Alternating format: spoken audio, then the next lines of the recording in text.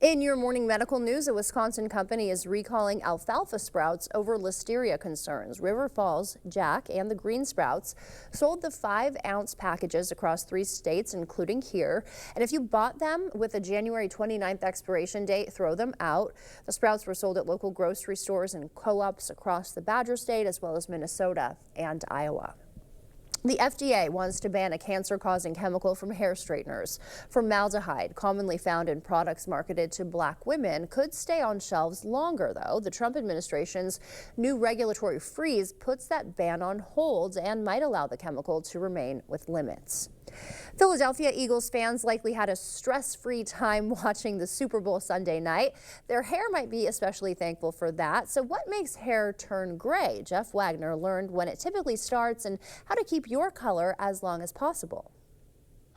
Like a blanket of snow in February, a topping of white is inevitable from the landscape to our heads. It was kind of an overnight thing where it really went gray on me, so that was kind of a shock. When did you start to notice you had some gray hair?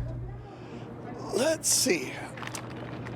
I think when my son became a toddler. There's a correlation there, maybe? I think so. For most of us, yeah, it's sort of just gonna happen. Dr. Sarah Hilwa is a dermatologist with Hennepin Healthcare. Why does hair turn gray?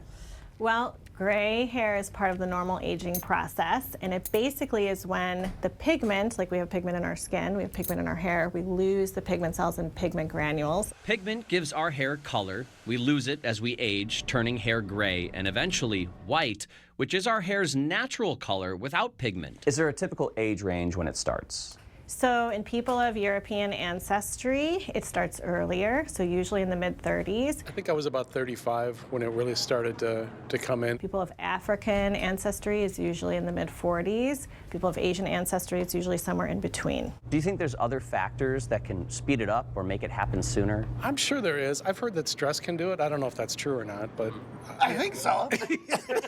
Presidential pictures at the beginning and end of a term often highlight the salt and pepper side effect of a stressful job. So similar to other stressors on the body like smoking and all of that, emotional or psychological stress also increases aging. Stress causes a chemical reaction that decreases the amount of pigment made, meaning less coloring for hair. Things that increase this oxidative stress are like UV damage, smoking, chronic illnesses. So if you want to try to slow the graying process, reduce your stress. Do so with exercise, getting enough sleep, eating a nutrient-rich diet, not smoking, and protecting your hair from UV rays. There's some low quality evidence that vitamin B5 could be helpful to slow or reverse pigmentation, but that's about as good as we've got right now. Gray hair might happen sooner. For me, it was 15, at least the first hair. Or accumulate faster for certain people, but we all eventually meet at the finish line with a silver medal of sorts. I've earned it. Yeah, exactly. That's a good way to put it. You've earned it. Good for you.